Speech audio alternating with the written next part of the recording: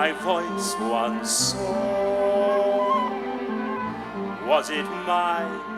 That Day We Sang, it's about a middle-aged insurance man called Tubby from Manchester who meets a middle-aged secretary called Enid, and they were both in a choir in 1929. It's a real choir, the Manchester School Children's Choir, and they both sang on a famous record of Nymphs and Shepherds. And it's about how hearing that record again when they're both older sets them off on an emotional journey. It's a love story of two people, and it's a story of you know, it's never too late to have a relationship. You know, the feeling behind it is a feeling of wanting to have an emotional life. If perhaps you've had in your, you know, between 20 and 50, you feel that you haven't really lived emotionally, and that music can unlock those feelings, and it can, in this case, it propels people to another course of action. They actually become, it's like it has a thawing effect on this man's heart. He's able to feel. He's not had any real emotions up until then. Better than dwelling on what's lost, what's gone. Tubby is a 50-year-old salesman of insurance who has missed life, not known joy since he was 10, and has felt unloved, and has taken to biscuits as a way of assuaging that feeling. And he hears the music that he sang when he was 10 and is given a massive jolt and realises that this is his last chance, really, to go out there and find some happiness and find some joy in his life. And that's what he sets out to do.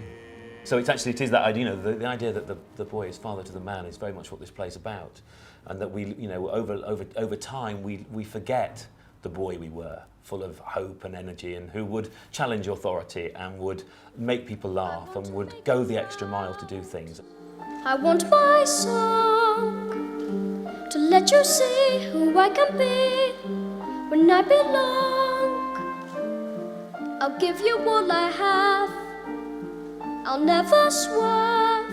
There's something very poignant about hearing yourself as a child sing, or looking at a photograph of yourself as a child and looking at yourself in your middle years and thinking, you know, where's that child gone? Where's that person gone? Turn me away and you lose me. Vincent Franklin has been absolutely brilliant. He's a lovely person to work with, and he understands the story. And of course Vincent is quite good looking. He's got a shaved head, or he's got this rather dull looking head of hair now. He's got this wig on, and he's got this cheap looking suit, and he looks just like an ordinary man from 1969. And there's something very touching about the way he performs his part, and Jenna Russell playing Enid. And they're a pleasure to work with, but they're brilliant to watch. They have a great chemistry. And unsurprising, we harmonise. So I'm singing, which is quite a big thing. And I'm playing a really lovely man. I tend to play a lot of monsters and cynical people and people that you're not really rooting for. And to play somebody who, when you're in rehearsals, you're just going, well, what would be the nicest thing he could do at this point for someone else? Well, then that's what he'd choose to do. How could he rescue someone from this situation? How could he make them feel better about themselves? And playing somebody like that is a real joy, but it's also quite exhausting. You realise you don't spend most of your life walking around with your heart on your sleeve, being honest and open and friendly towards people. And just sort of become a little bit nicer, I hope. Don't worry, I'll kick it once it's over. I'll go back to being a mean, unscrupulous, unpleasant man. F-R-E-D, Fred.